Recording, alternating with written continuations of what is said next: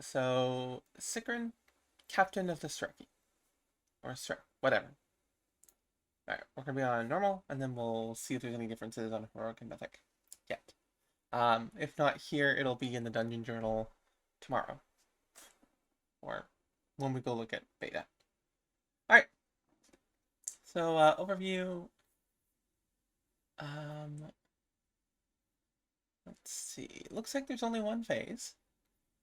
Healers afflicted by Eldritch Wound will take damage over time. Lunge inflicts heavy physical magical damage. So Eldritch Wound, certain issues in order of execution to all players, inflicting a bunch of shadow damage and additional shadow damage every, so there's a dot. So burst, the damage, and a dot, and a, yeah, pretty rough dot. 42 seconds and increase damage taken from executing sentence by 500%. I like the name of that Eldritch Wound. Okay, lunge inflicts heavy physical damage, magical damage, so we want to get out of that. It's probably going to be a circle. Sikran pierces primary target, inflicting no shadow damage, and applying pierce defenses. I think I'm going to need some tea. Alright. Blade Work applies Eldritch Wound to all players hit, including players caught in the middle of a charge. Okay, there's a charge. Marks players improves so Blade Dance, boss marks players, prepares a true display of swordsmanship. He then lunges towards a marked target, inflicting physical damage to his target. And players caught in between his charge. Alright, so we've seen this before. So we're going to open the cosmic turret location of his target. Okay. So yeah, lunge is the tank mechanic. Cool. Alright, Blade Work. Blade Work applies Eldritch Wound. Okay.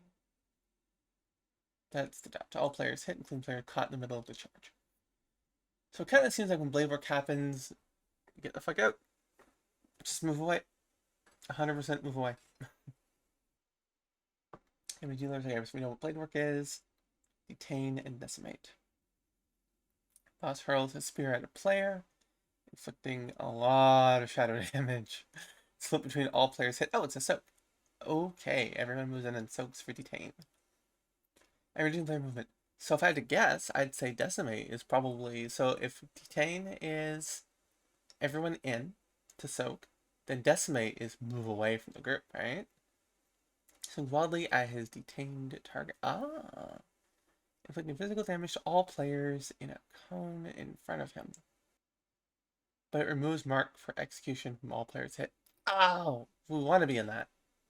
So you're in detain, and then you're going to get hit by decimate, but it removes mark for execution. Execution sentence. Yeah, so we want to... So yeah, so when detain happens, it's big. It's going to be a big circle. You're going to move into the circle, and... Oh no, hang on. Sorry, it's going to be a frontal probably. Maybe? I don't know. Someone's going to be hit by detain. You're going to move in. You're going to stack on top of everyone as a person hit with detain. Marked for detain. And then you're going to get hit by decimate. And it will remove marked for execution. So it's probably going to start with marked for execution. The arrow from Silken Shot periodically explodes, inflicting heavy damage to those pulled to the center. With Silken Shot. Boss fires a shot imbued with webbing, inflicting a bunch of nature damage to players within 10 yards. And sends web tendrils out to all players, afflicting with Silken Shot. So is it all players or all players? So it must be all players, right? So fires a shot at someone. Someone gets marked and hit with an arrow. And then anyone within 10 yards also gets hit by that arrow. Then that person has a thing on them, and they'll shoot web out to all the players. Directly the arrow ups in a silken explosion. Do we have to break the web then? Is that what happens? Alright, let's see what the tank mechanics are. We kind of have an idea, a little bit of an idea on this. I'll go through these abilities in a second. This is the easiest way to kind of get a feel for the core of the fight. And then we can kind of figure out and solve these other things here. One sec. Boss, alright, so lunge inflicts heavy physical magical damage. That's obviously the big tank mechanic, right? Pierce with primary target, applying pierce defenses. A pierce defense is probably going to be, you're going to be taking more damage from the next lunge. So you want to have your tank swap after each lunge. Physical magic. Players leave behind cosmic tinged blood when their mark for execution is removed. Oh. Patches on the floor? Is that what that's going to be? Let's take a look. Stand in the cosmic tinged blood inflicts. Okay, players leave behind cosmic tinged blood. Yeah. Alright, that okay. Makes sense. Standing in the cosmic blood inflicts cosmic damage every 1 second, additionally healed. Okay. So, we're going to have to move around the room in patches and be careful where people are standing. Mark for execution camera is taken from execution sentence. Yeah, executes all targets marked for execution. So that's a lot of damage. So you need to make sure that you're hit. Oh, hang on. So I just misread this. Blade work, detained, and decimate. So I was reading them all individually as things, and yeah. So blade work, detain, and decimate will remove the mark for execution. So this is a lot like oh, what's the boss? Sarkrak. Where you have to go and you have to stand in the mechanic in order to you get like, you had the glitter thing on you, and then you had to go stand in the mechanic, either the beam or the fire, and you have to have that removed. So it's that. It's that. It'll be blade work, detained, and decimate. Any of those attacks will remove mark for execution. If you don't have it removed, bad things happen. Execution sentence will hurt. But if you get it removed, then execution sentence does nothing. And it's extra punishing because even if you have it removed, you could still take a lot of damage if you're standing next to someone who didn't. So that's fun. We're gonna lust on pull. Yeah, so after each lunge. So Pierce Defenses falls off after 30 seconds, and it is 500% increased damage. That is horrible. That would hurt so much. Okay, but it looks like there's actually more. So it looks like Captain's Flourish is actually the thing, and then there's like 2 pieces of it. Lunge, it looks like is probably the one we're going to remove. Let's see what the other things are. Okay. So, Captain's Flourish, boss assails his target with a flurry of blows. Oh no! What? Oh no! Oh no! Oh no! Alright, let's see. The first 2 strikes inflict a lot of physical damage and increase physical damage taken by 200%. And the final strike inflicts a bunch of damage and a lot of shadow damage as well. So expose. Boss slashes at his target, inflicting 176,000 physical damage and exposing a weakness, increasing physical damage taken by 200% for 12 seconds. Okay, so then expose weakness. Expose target offenses, increasing physical damage taken by 200% for 12 seconds. And then Sikran pierces primary target, inflicting 166 shadow damage and applying pierce defenses. Okay, but that's not bad, right? So you're hit by a few blows. So hang on. Okay, the first 2 strikes inflict damage. Okay, so are you hit by expose twice, or does expose count as 2? Because here's the question then. So the last one applies the pierce defenses, and that's the bad one. But when you hit by lunge, you're only going to be affected by another lunge. So I feel like what you want is you want to have your first tank take 2 exposed, and that's going to give them 400% extra damage, assuming that it stacks. So you want to have the first tank taking that. Hmm. Because it's 12 seconds, right? And it really depends on how often Captain's Flourish happens. We don't know. That's why I like these, because it's like a lot of it's like speculation. There's a lot of, yeah, you're trying to figure this out. Okay. So, just gonna cook for a second. Captain Flourish, you blows first 2 strikes and inflicts that. So, increasing physical damage taken. Lunge is a physical damage. But it's a lot. 166, that's not... Let's do some math real fast. Don't normally do this. Alright, so it's 166, 9, 15. You are taking 200% more damage. Even if you tripled it. You know, because taking 100% more damage is doubling the damage you're taking. So taking 200% more damage, weirdly, is like triple. Kind of, right? That's kind of how that works. Because it's like you're taking the full damage plus an additional full damage plus an additional full damage. So let's say 1, 2, 3. So let's say probably 400k.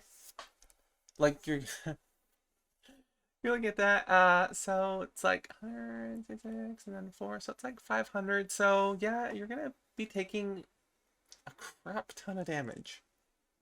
But I mean, really, it's not any more than maybe 500k, and depending, I don't know what the stats are going to be looking like, but it'll probably be like half your health, I would imagine. So that wouldn't be too bad. Like, my paladin right now has, what, 1.2 mil health or something like that? My bear has like 2 million health, so you'll have more than that. So it's actually not too bad. So I feel like you want your first tank to take both exposes, and then the lunge is taken by the other tank. Technically, you could maybe survive all 3. No, probably not. You'd probably die. You'd have to like, I mean, as a paladin, you could pop bubble. I made a paladin right now, so as a paladin, you could pop bubble and be okay. But I feel like the safe bet, like, I don't think it's gonna be Rasha'nan levels of like hit and hit and then you die. I don't think it's gonna be that level. Because like you get hit by both things, like you're instantly dead. I think it's gonna be Skullix levels. I think it's gonna be Skullix levels of that mechanic. So for tanks, I'm going to adjust this here. Yeah. So it won't be lunge. So first tank takes both. Tank swap. Okay, we're gonna go tank swap, Captain's Flourish. First tank takes both exposed. Yeah, so Captain's Flourish. First tank takes both exposed, 200% extra damage per exposed. And then second tank taunts and takes lunge. Okay, so yeah, I have it here. So the tank swap is Captain's Flourish. First tank takes both exposed, 200% extra damage per exposed. Exposed weakness falls off after 12 seconds. Extra, is it physical damage? I feel like that matters. Yeah, physical damage. Extra physical damage. Damage per exposed hit, I think. That might change. Okay. So your last on pull, tank swap, Captain's Flourish. First tank takes both exposed, 200% extra physical damage per exposed hit. Exposed weakness falls off after 12 seconds. Second tank will taunt and take taunts. Second exposed. And takes lunge. Pierce defenses falls off after 30 seconds. Only takes 500% extra damage from another lunge. Not, like 500% extra damage. is not anything to sneeze at. But, uh, you know, as long as you're not hit by another lunge, you're fine. So this is definitely going to be, after the first set of hits, it's fine. You know, so the first tank gets hit, twice exposed, other tank taunts and takes the lunge. Then that tank holds the lunge, or holds the boss, until the next set, gets hit by both exposed, and then the other tank taunts and goes back to the lunge. That's the important. That's important at that one, that the tank taunts, because the pierce defenses will probably not have fallen off. It's probably going to be like 15 to 20 seconds, I would assume, so that it has enough time for exposed weakness to fall off, but not enough time for pierce defenses to fall off. So that would be my guess. So that's my guess. I think that's how it's going to work. It feels pretty good. Okay, so I think we're done with tank stuff. I think now we can move in to the rest of the fight. Finally. These take forever, just because like it's so long to figure out. So going into the rest of this, now that we're done with that, let's deal with the execution sentence mechanic. So execution sentence, boss executes all targets marked for execution. Okay, so it's going to start with mark for execution. Actually, let's take a look at the ones that we haven't looked at yet, and then see where they fall in. But it looks like this is a rain of arrows. Okay, so Silken Shot is just the arrow going out to people. We gotta kind of work through how that works.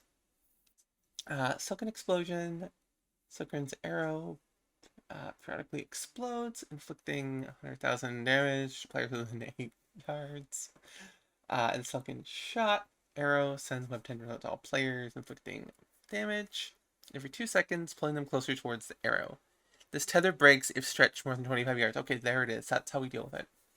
So you're going to get hit by Silken Shot, and then the arrow, your webbing's going to go out, and then you're just going to run away. You're going to be pulled in the inside, closer and closer, and you're going to run away. So that's pretty easy. Rain of Arrows is the next one we haven't really spent any time with here. So boss follows a volley of arrows into the air, falling throughout the area, inflicting much damage to players within 3 yards of impact. Kind of reminds me of Sylvanas' arrow, Wailing Arrow. She'd fire off shots, except like it would chain you to it. Despotic Devastation. Boss marks a target to be detained and subsequently decimated per the order of the queen. Detain hurls a spear at a player, inflicting a lot of damage, split between all players hit and reducing player movement speed by 40%. Decimate swings wildly at a detained target, inflicting a lot of physical damage to all players in a cone in front. So basically, Rain of Arrows go out, and then someone's going to be picked to be detained. Everyone's got to run to that marked player and stand there and take the whatever it is. So there's going to be like a circle around them or something. Everyone's got to go inside. Inside that marked player. Take the blow. Explosion thingy or something happens. You know, a lot of damage. Okay, hurls a spear. So a spear will be flung at that marked locate at that player. And then everyone's going to be in there. Going to be the player inside, and then their movement speed is reduced, and then we immediately move away. So think Taros.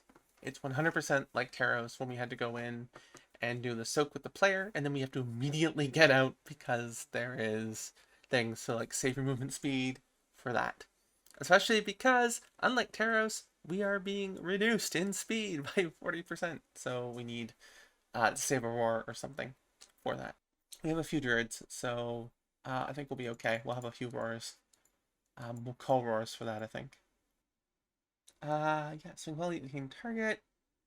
All players in a cone, so. It doesn't say anything here about the detained person being unable to move.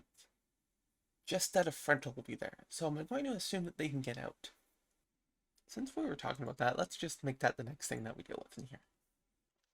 Oh, yeah, there's probably going to be swirlies. Usually something like that, it's going to be some swirlies on the ground. And yeah, so I'll be fine. Watch swirlies on ground, don't be near them.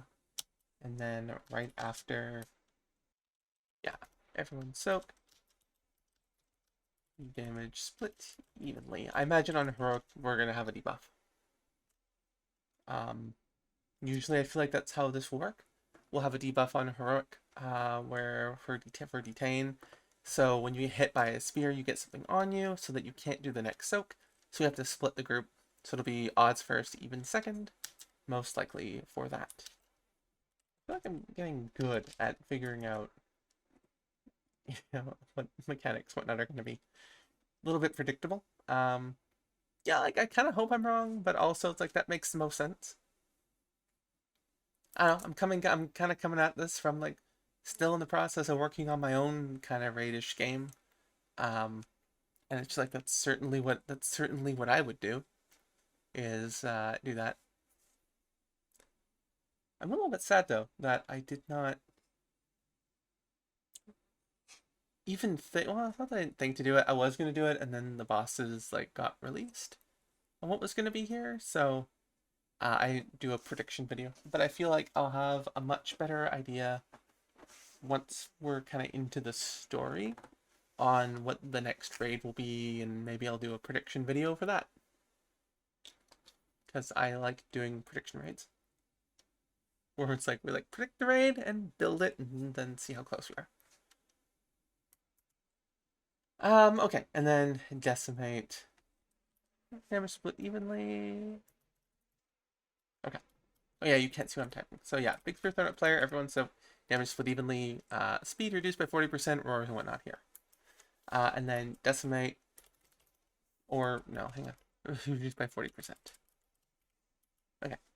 Big frontal, everyone out. Yeah, big frontal, everyone out, use roar speed buffs. I'm just trying to keep, I try to keep everything simple. Because like when I have everyone, we're sitting in Discord for the fight, it's just easy to quickly go over and just like, not over explain things, especially because stuff changes. I find I'm most successful like when we're doing raiding and having to like quickly go over the fight has just been like big swirly, everyone, you'll have a big swirly, everyone out, you'll get a big circle around you, leave, it's as opposed to, and then like saying what the name is, because I don't always remember, like at least for the first few times it's going to be like, all right, I see the name of the thing and I don't necessarily remember what it's going to do. I try to remember what it's going to do, so it's like big swirlies coming up as opposed to like or instead of like detain coming up. It'll be like, okay, everyone soak with the person who's going to be marked in a moment. It's easier to call what to do than it is to call what it is. But, that comes with doing the raid a whole bunch of times until you're sick of it. Okay, so that's Rain of Arrows. That's how to deal with that whole segment. That's pretty easy, but that all comes together. Actually, Rain of Arrows is its own thing. Despotic Devastation is its thing. Okay. Let me actually do that. Rain of Arrows, and then we have the Mark to be Tamed, Despotic Devastation. That's its own thing. Okay, that makes sense. It's hurdy. So yeah, Circun fires a shot imbued with webbing, inflicting danger damage to players within 10 yards, and says webbing tendrils out to all players, inflict them with silken shot. Yeah, so it's not bad. It doesn't hurt that much.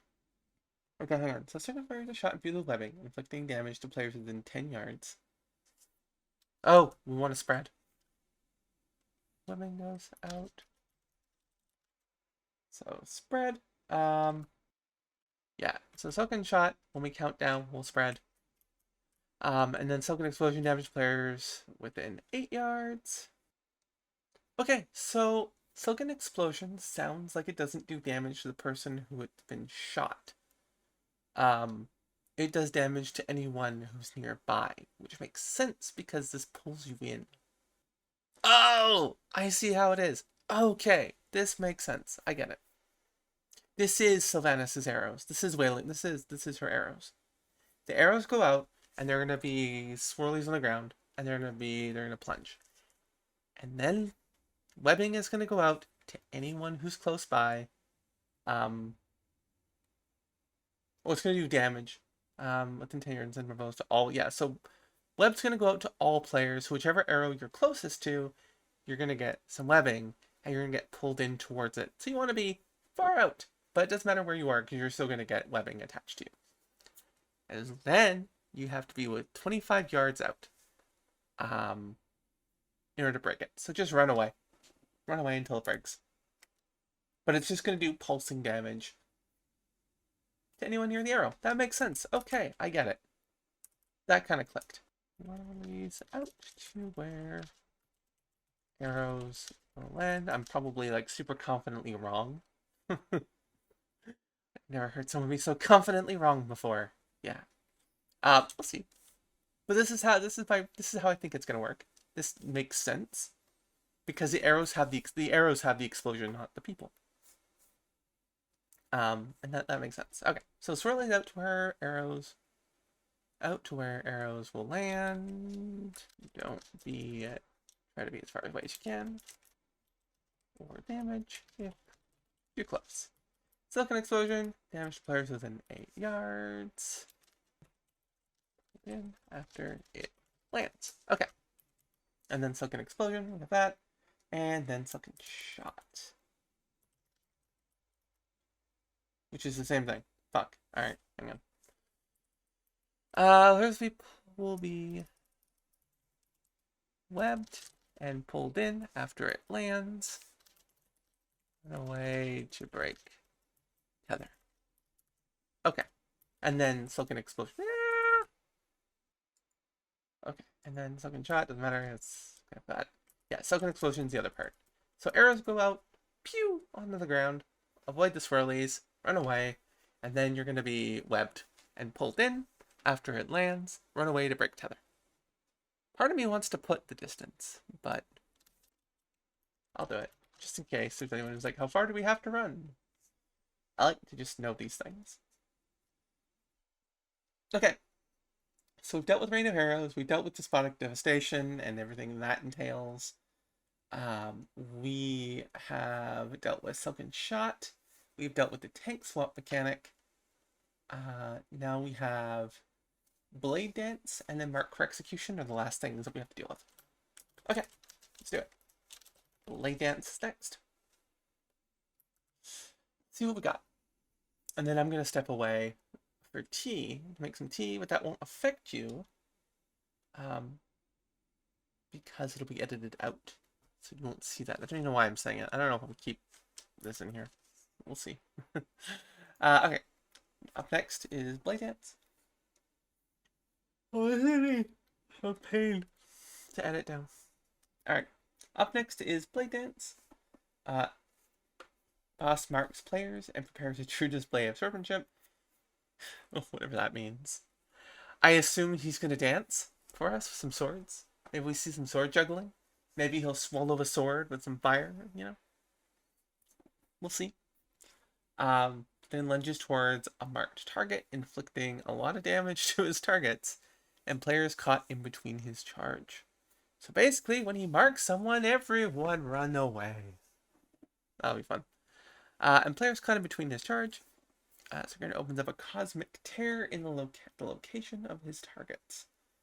Cosmic tear, standing in the cosmic tinged blood, inflicts cosmic damage every second. All healing reduced by 20 when you're standing in the tear.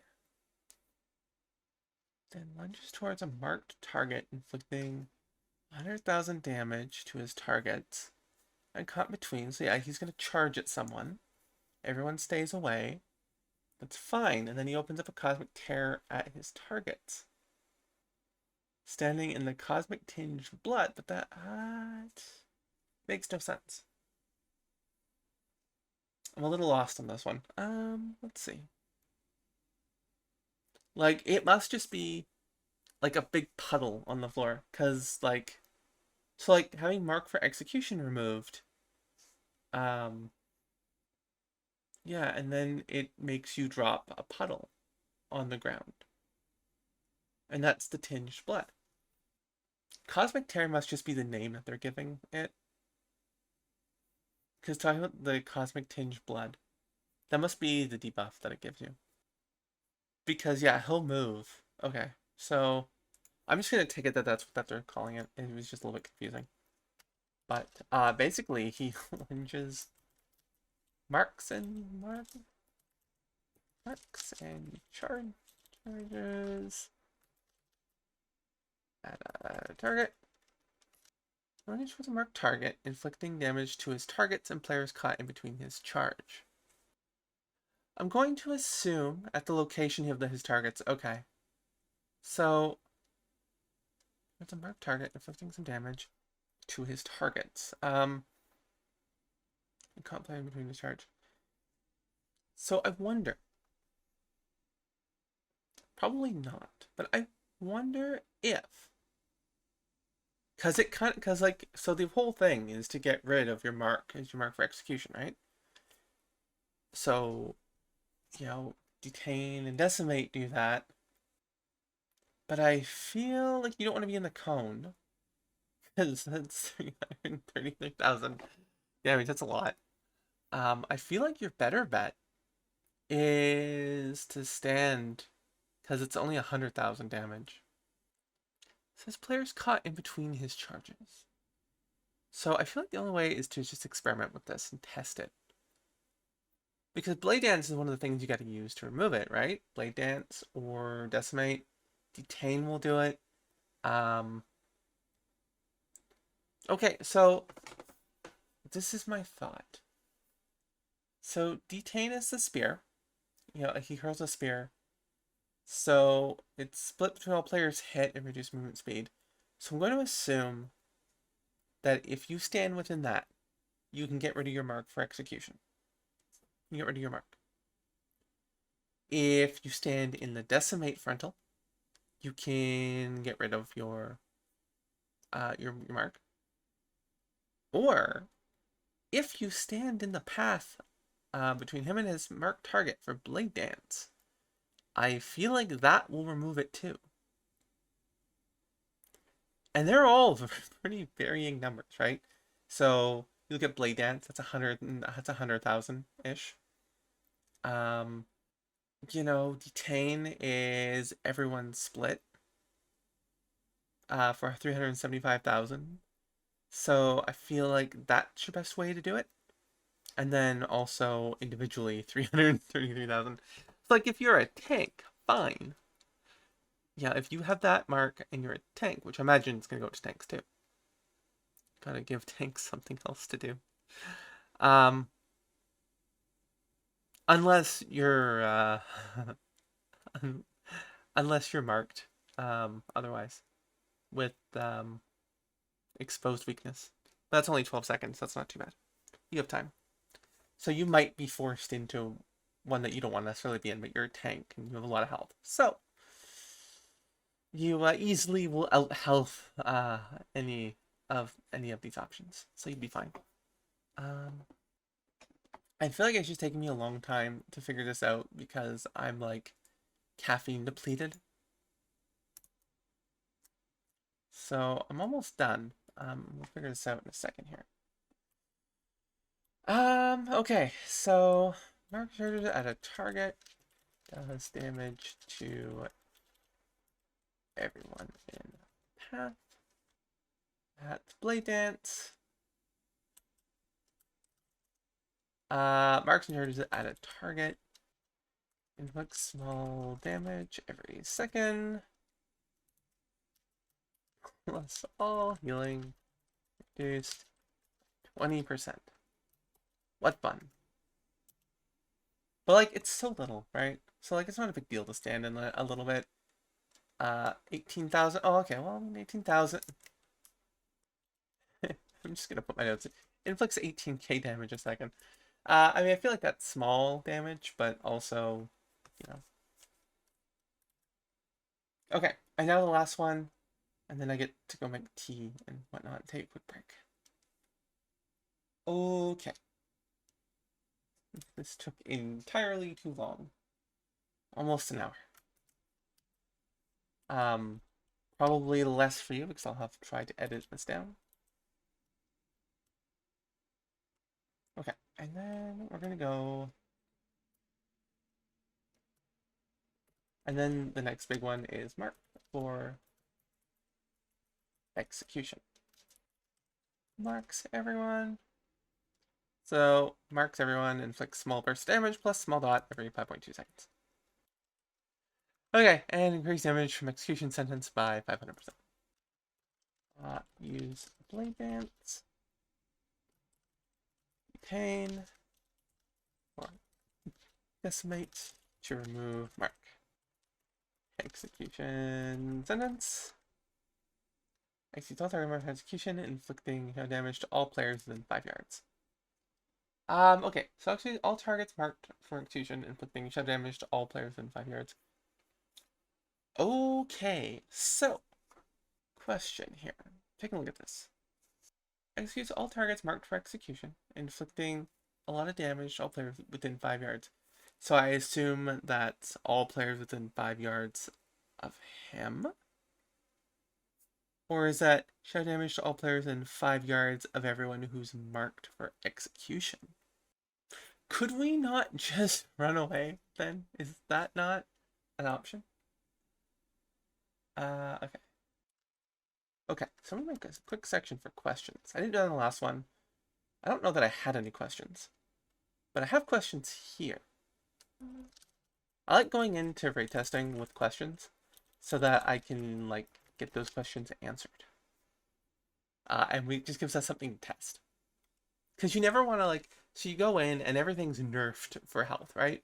So like, you can definitely kill the boss. But you don't want to, is the thing. Like, once you crack the mechanics and you're good, like, you know, you can kill the boss. But there's like an hour per boss. So you don't necessarily want to spend all your time, you don't necessarily want to, you know, kill the boss as soon as you're able, because you have nothing to do. So you definitely want to use it. I just remember eggnog testing was so much fun. Because we were just like, we figured it out, and then we're just like, okay, let's end this here. And then we're just like, let's try this. We noticed some things with the ads, and we're like, okay, well, let's test this. Let's test, you know, what if we had stuff spawned here? If we all stand here, we notice that people standing in certain spots weren't getting ads spawned ever. So we're like, all right, let's go stand in certain spots and see if, you know, and see if we can cheese the ads and not have the extra ad spawn during the puddles and whatnot. And like, that was fun. It would have been a lot more fun if my mic had been working properly, didn't keep disconnecting from Discord and require me to reset Discord constantly.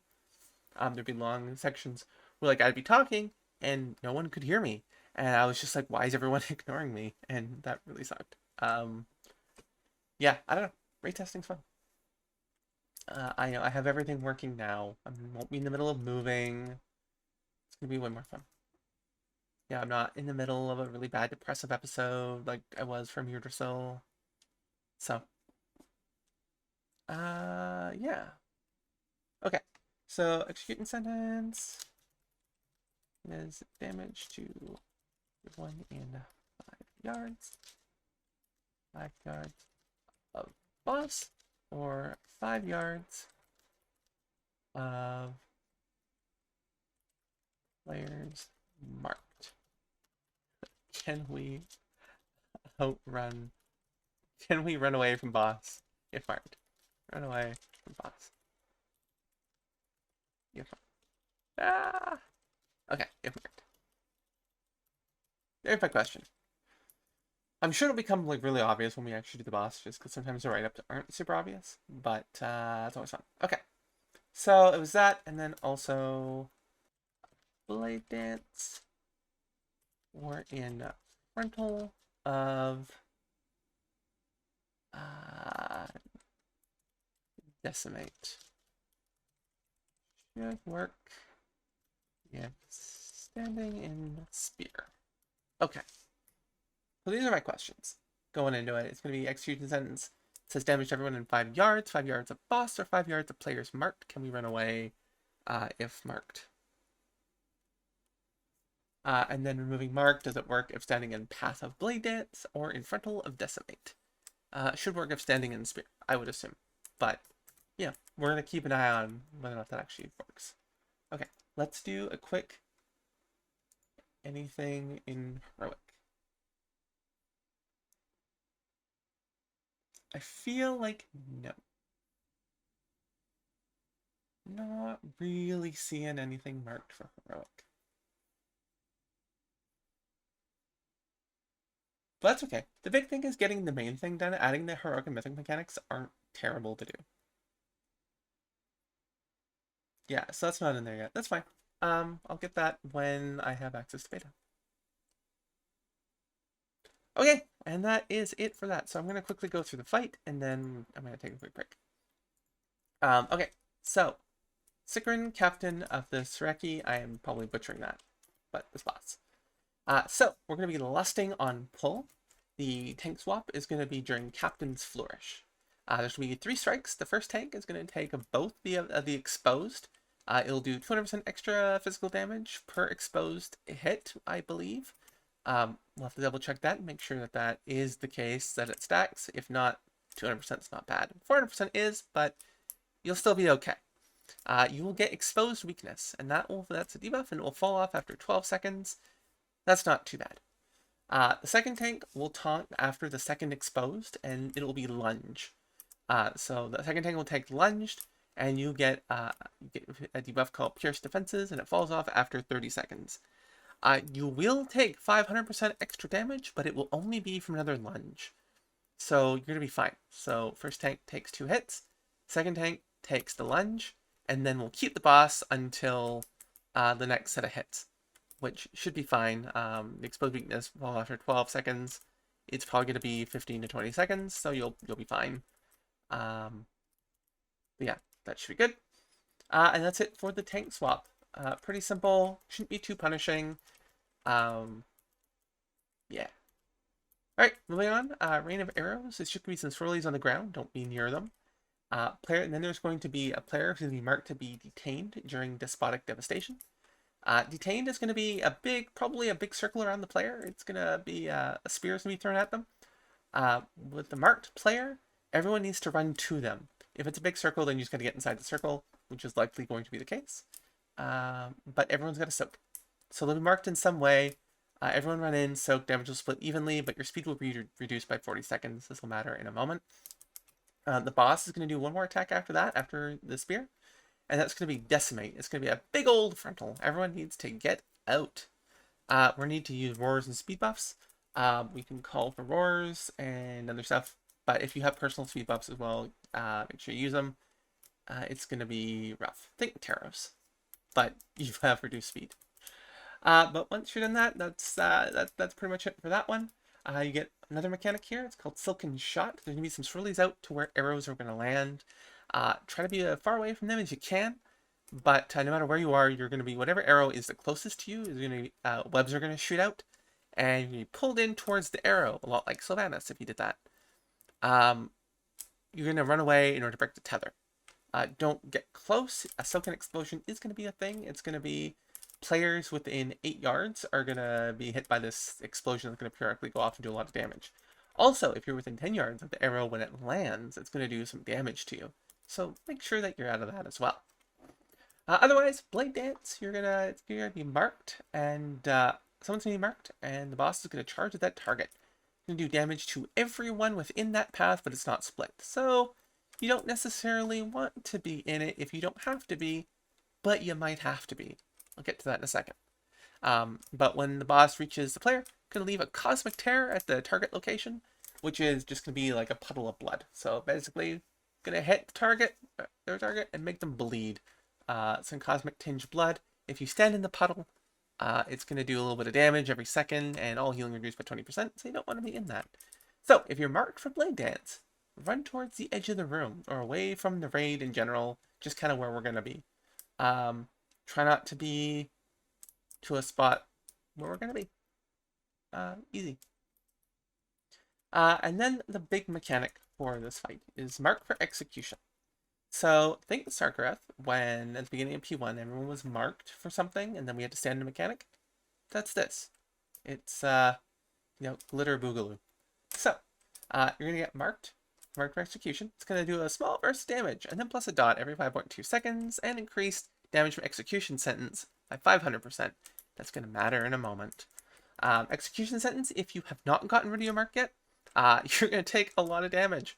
It's like 200k damage plus that extra 500%. So you're gonna die. So you don't want that on you.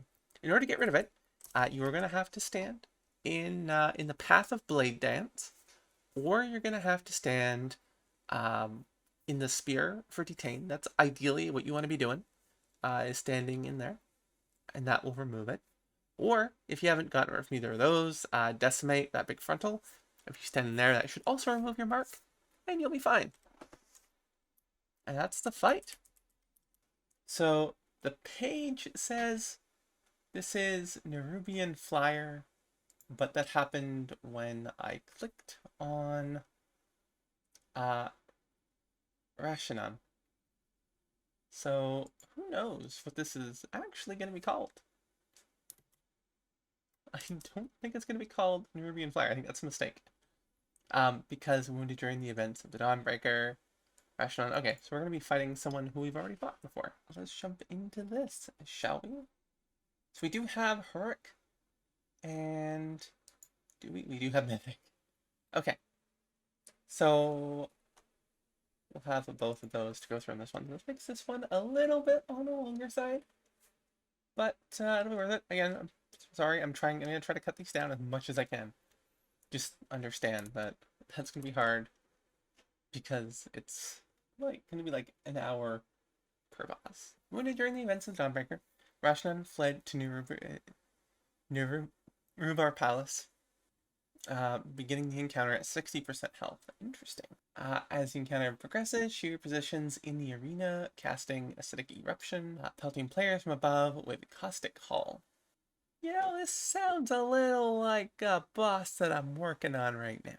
She positions in the arena, casting Acidic Eruption. Acidic Eruption, until interrupted, Rasha'nan thrashes about, inflicting damage to all players and increases Acidic Eruption damage by 100%.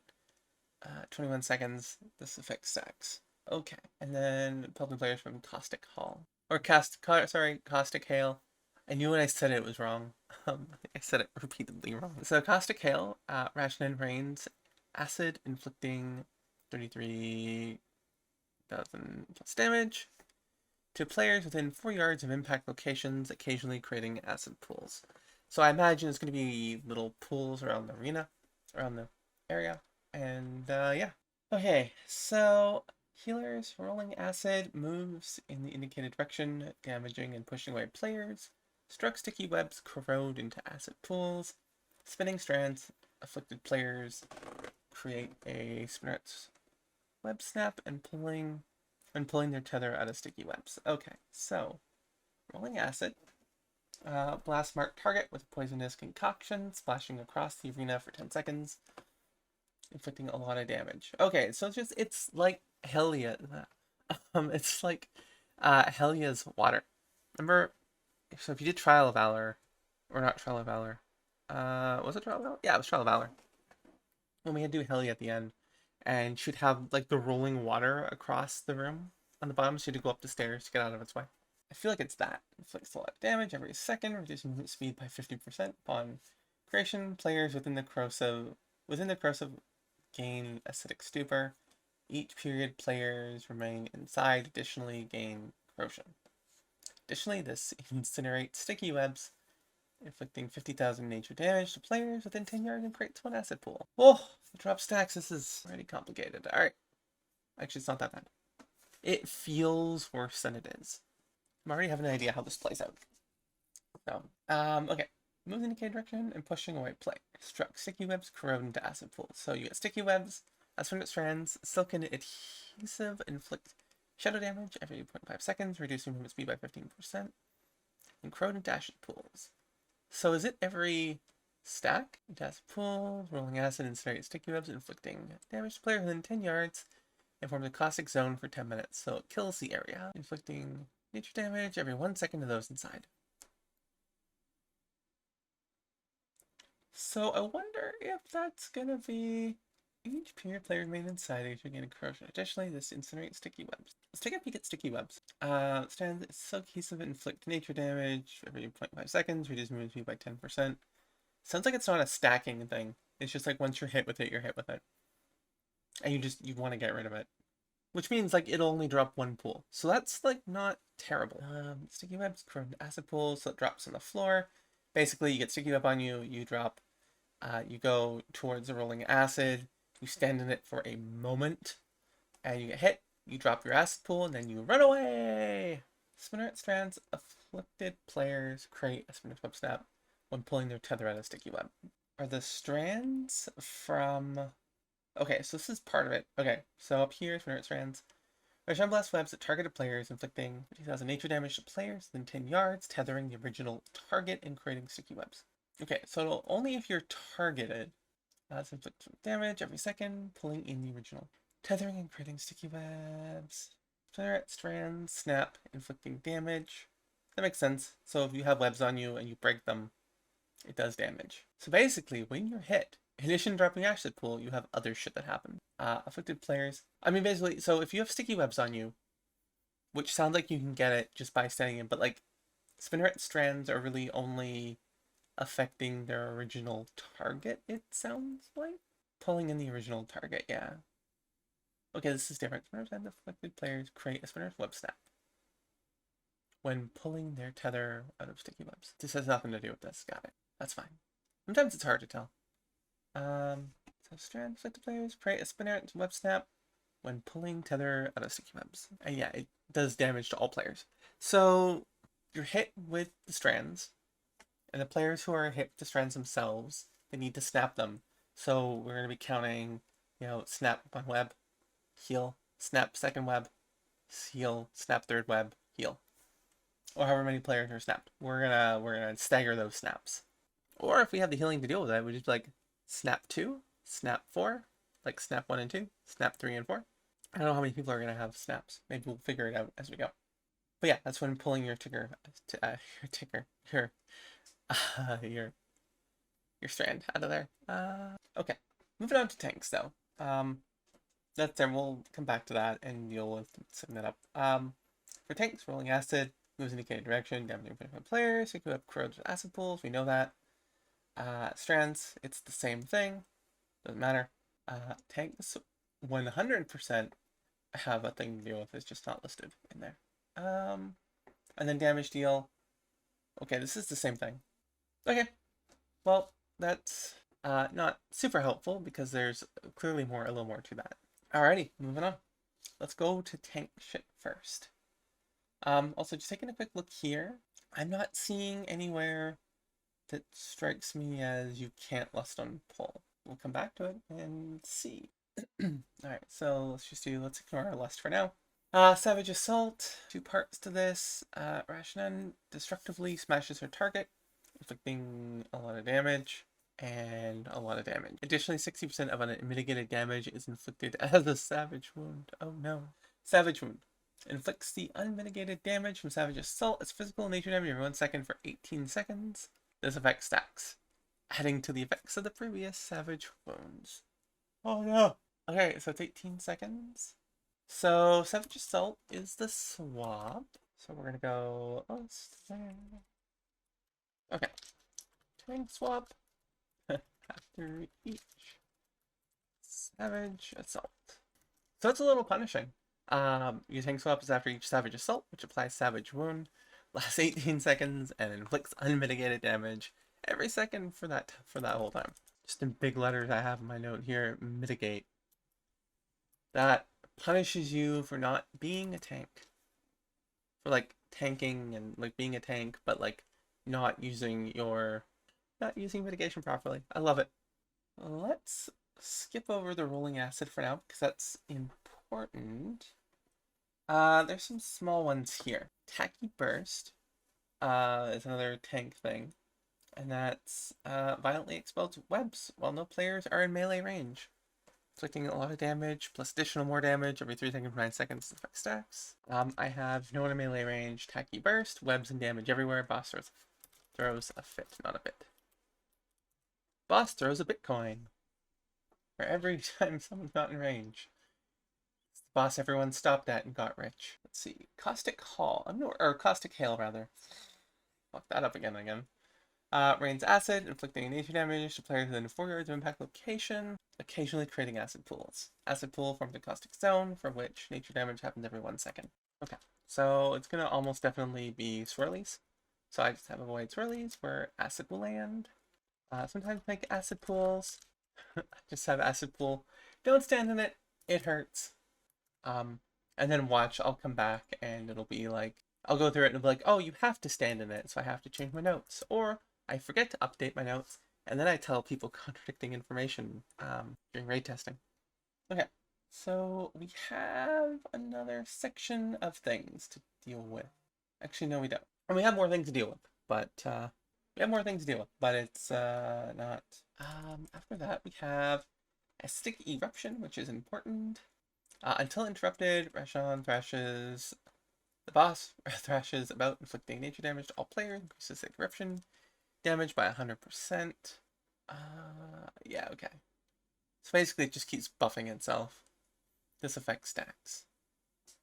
And then we have acidic carapace. Successful acid eruption cast grants immunity to damage until Rasha'nan lands. Oof. Acidic erosion. Yeah, so acidic erosion. Oh, I got lost.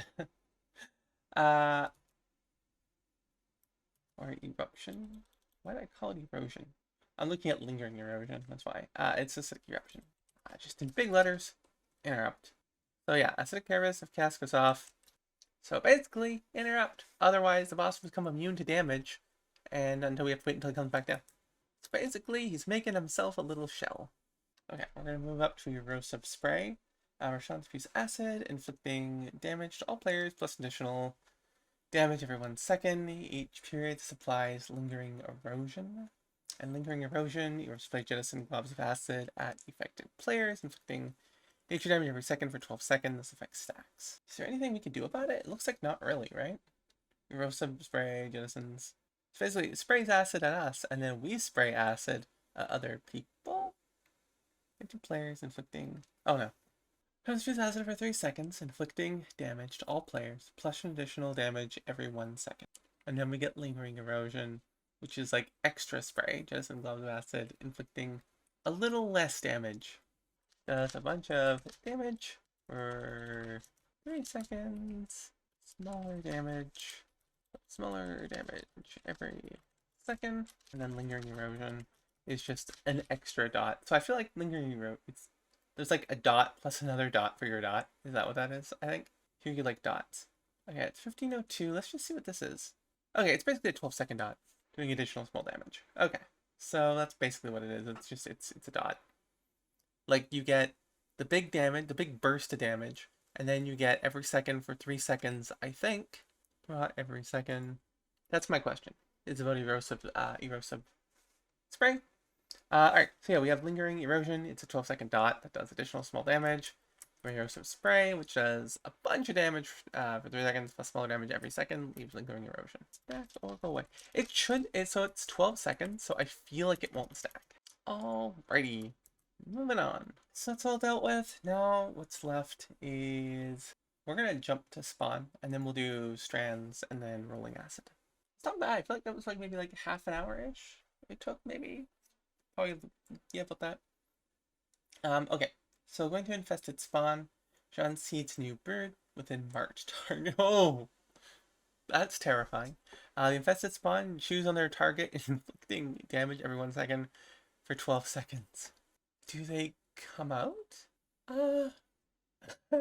Inflicting damage every second for 12 seconds, and this affects stacks. Oh no! I don't know how we deal with it. Infested spawn. I feel like there's only one way I can type this. Yeah, there's only one way I can do this. This is infested spawn. I have impregnates marked player. Oh joy. Infested bite. Choose on target. Sorry, I'll read what I typed in a second, but A bit of damage. Alright, infested spawn. I just have impregnates marked players. Infested bite. Choose on target, inflicting a bit of damage every second for 12 seconds. Stacks. Just to make this more terrifying, I just go for choose on target from the inside, inflicting a bit of damage every second for 12 seconds. I actually don't know. I don't know. So infested spawn seeds new brood within marked targets. I feel like it's not marking the bite, but like, what's the point of infested bite? Infested spawn choose on their target, inflicting some damage. I mean, unless there's something around the room that's there. Surely this. Yeah, I'm typing this to kind of be silly and like taking it the darkest possible direction. This is very what's that from Alien? Very Alien. Pretty sure I'm just gonna make it under my questions here. I'm just gonna put pretty sure infested spawn. Pretty sure for infested spawn marked target, not a player but something else that targets players for infested bite. Otherwise, how do we deal with it? It's gotta be, right? I mean, maybe, okay, so maybe heroic and mythic will, because I think there's more to it for that. So I'm hoping that maybe heroic or mythic will reveal a little bit more information. Because I feel like what I have is wrong. But if I'm not, I think it's hilarious and so dark and wonderful, and I love it. If anyone on the team has a breeding fetish, this fight is for them. This fight is 100% for them. All right, moving on. Next one. We're gonna do the strands next. So I saved the last bit because there's a little bit more to them. Okay, so spinneret strands, blast webs at boss blast web at targeted players, inflicting 50,000 nature damage to players within 10 yards, tethering and creating sticky webs. This tether inflicts 15k nature damage every second, pulling in the original target. So not anyone that's caught there, it's only the person who's initially targeted. So how can we help? Let's see. This tether inflicts damage every second, pulling original target within 10 yards. So basically, someone's going to be targeted, and you can't be near them. Damage to players within 10 yards, tethering, and creating sticky web. So if we run away, we're okay. Yeah, we only have the web snap and the sticky webs. So, which we already know. Spinnerets, player, probably a circle around them in it, or you'll get damaged too. Target player, probably circle around them, don't be in it, or you'll get damaged too. Okay, blast webs at target, inflicting damage to players, tethering, and creating that smallish damage a second, but that'll add up. 13k a second adds up fast. Okay. Web snap does damage when tether is broken. Hang on. Does raid-wide damage when tether is broken. Person with smallest health, go first and go up. People who are more likely to die are going to be the ones who are going to be going first, because hey, like if you have someone who has a big old health pool or has defenses and things and keep themselves alive, you know, if you can't keep yourself alive very well, you don't have barriers and such, then you need to go first to get out of there. Otherwise, people with like large health pool, like paladins and death knights and whatnot, they can go last because like they can keep themselves alive. It's fine. But it's gonna add up otherwise. So we definitely want to have people with who are more squishy. People go first. Okay. And then we have, oh, I haven't typed all these things. We don't actually need, I mean, I guess sticky webs, soaking adhesive, inflict damage. Sticky webs. I could have sworn that like my notes from the other bosses were like a lot lower. Yeah, because I think I was just explaining mechanics, and now I've somehow switched to old way of doing this. Where like I'm just going through all of the, yeah, it's, I need to not do that. But also this is important. It's just there's a lot. There gets to be more and more as we go. So, but like that's why these take so long, because there's so much there. Yeah, there's fans looking Adhesive inflict damage every 0.5 seconds. Damage every second. Small dam every second. That's that you're connected. Oh, every 0.5 seconds. I'm just gonna put 2k damage every 0.5 seconds, so like 4k damage a second. It's a lot. Or 2.5. Yeah, so it's 5,000 damage a second on top of the other damage. So this adds up. Okay. I just have run away from tether and there. Okay, last bit. That's rolling acid. And then there's a bunch of stuff connected to that. Alright, let's take a look at the last bit. Boss marks. Blast marked targets with a poisonous concoction. Alright, I guess at the beginning of rolling acid. Okay. So boss blast marked targets with a poisonous concoction. Okay. So boss blast marked target with a poisonous concoction splashing across the arena until cancelled, inflicting a whole lot of damage every second, reduce movement speed by 50%. Once you're in it, basically you're fucked. Upon creation, players within the corrosive gain acidic stupor. Each period, players remain inside, additionally gain corrosion. Additionally, this creates sticky webs, inflicting nature damage to players within yards, creates an acid pool. Acidic stupor inflicts a bunch of damage and stuns for a second, which is awful. Corrosion corrodes 15 seconds, suffering nature damage every 1.5 seconds, and it stacks. And then, of course, an acid pool. So basically, it hurts. Don't be in it.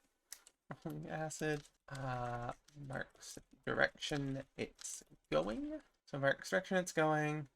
Acidic stupor and corrosion. Some damage. Stuns for 1 second. Some more damage. More damage. Damage every 1.5 seconds for 15 seconds. That's fun. Corrosion will probably kill you. Wasn't there something here, though, that you had to, like, actually be in it? Didn't we say at the beginning? Yeah, push players away, struck sticky webs, corrode. Yeah, so you want to step into it for a second. We have these here, and then I'm going to make heroic notes. I might actually call it here and try to get the first video out for tomorrow. I just want to get these heroic and mythic notes done. Okay, so Spinneret Strands, heroic changes. On this difficulty, Spinneret Strands tether affects all players in the damage radius. Hold up. Okay, so the web snap does. Oh, I see. Okay. Heroic. Then, tethered. Everyone in a 10-yard radius. Cool. So that's the big thing with this here. You're tethered. Yeah, the tether affects all players in the damage radius. So not just the snap. Got it. Oh, we have an additional thing. There we go. Yeah, so web reeve as well. Rasha'nan strike enwraps a targeted location, inflicting a lot of damage to players within 8 yards. Moments later, she leaps, pulling affected targets. The magnitude of these effects divide amongst targets. If this spell fails to strike any targets, all players suffer the full effect.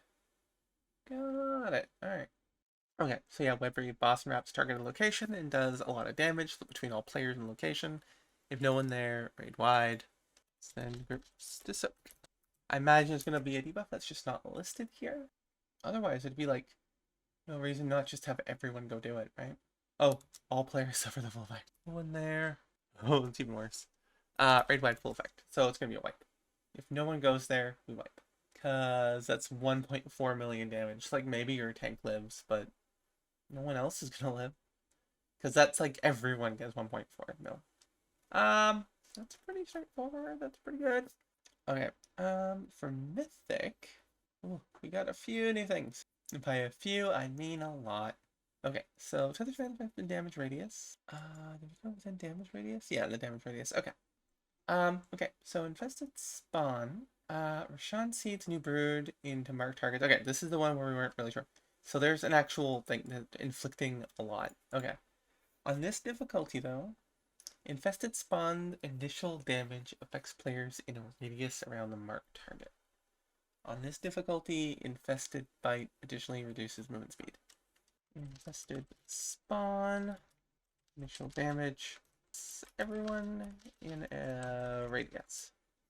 And then we have that one already.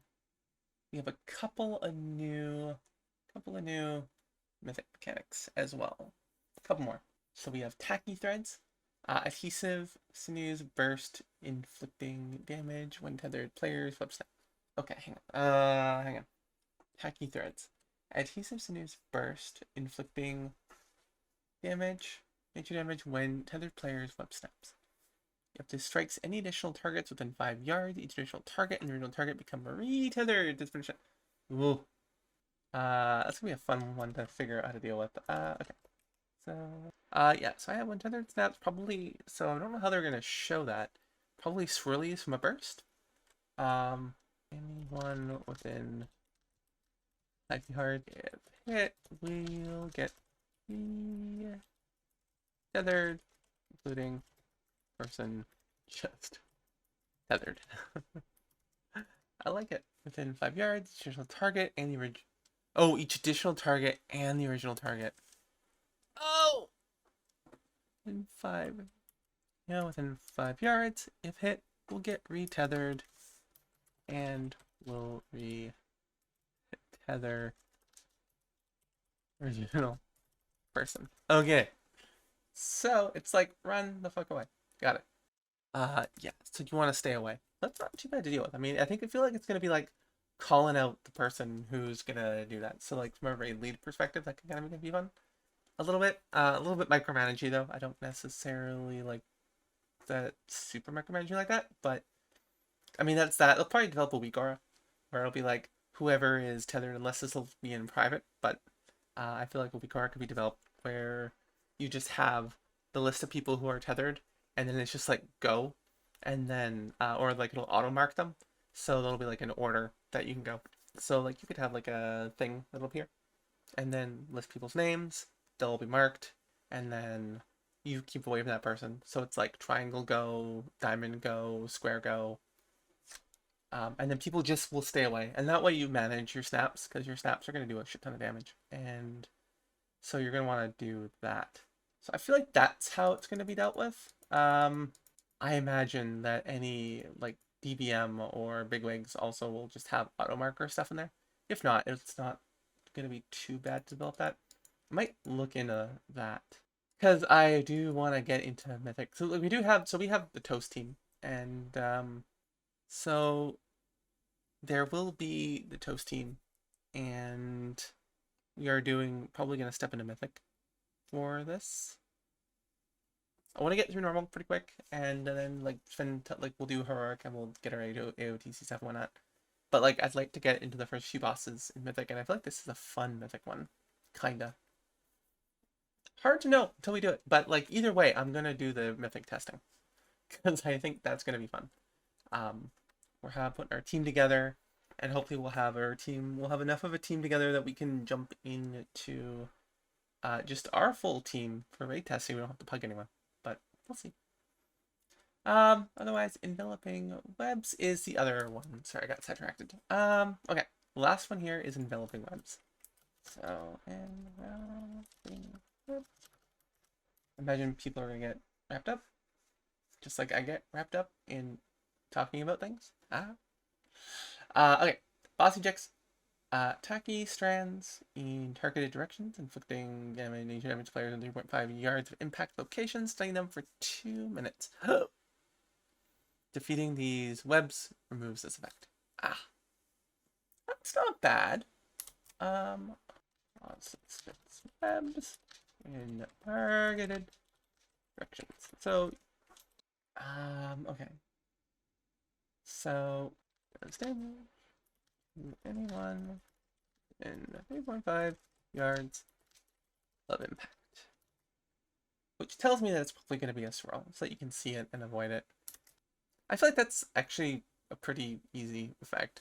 I mean, the 2-minute stun is really, really big, but like if everyone hops on and frees your friends, basically, then you're fine. Doing the effects. Yeah. Okay. So, that's pretty straightforward. So, it looks like we're in a less on pull. Because there's like really nowhere to do that. Maybe if you're having a hard time with infested spawn, but I can't really see that being a thing because like we kind of all swap for infested spawn. Okay, I'm gonna read out this as I have it written. Again, it might be wrong for the infected spawn stuff. Maybe we'll see. But yeah. All right. So we're gonna be listing on pull. The tank swap is gonna be after each savage assault. It applies a savage rune that lasts 18 seconds and inflicts any damage that is unmitigated during the assault will be applied during wound. So you want to mitigate as much as you can so that you have as little there. But it's going to be that full unmitigated damage. 18 for that full. Hang on. Addition 6%. Oh, what do I have? Inflicts. Oh, hang on. 60% of unmitigated damage. Okay. Is inflicted as savage wound and it's unmitigated as physical nature damage every 1 second for 18. Okay. All. Okay. So we're gonna be lusting on pull, and then for our tanks, it's gonna be a savage assault. It's gonna be the tank swap. After every time you get hit by savage assault, you're gonna get a stack of savage wound that's going to apply. It lasts for 18 seconds. Any damage that is so 60% of your unmitigated damage is going to be applied for 18 seconds. So it's just going to keep on being applied every second for 18 seconds. So you want to mitigate as much as you can. It's going to really hurt if you haven't mitigated a bunch. So be a tank. Otherwise, you're going to die and not be a tank. So, but that's it for the tank swaps. That's pretty straightforward. Also, if no one's in melee range, Tacky Burst is going to happen. It's webs and damage everywhere. The boss will throw a shit fit. Things really, really hurt.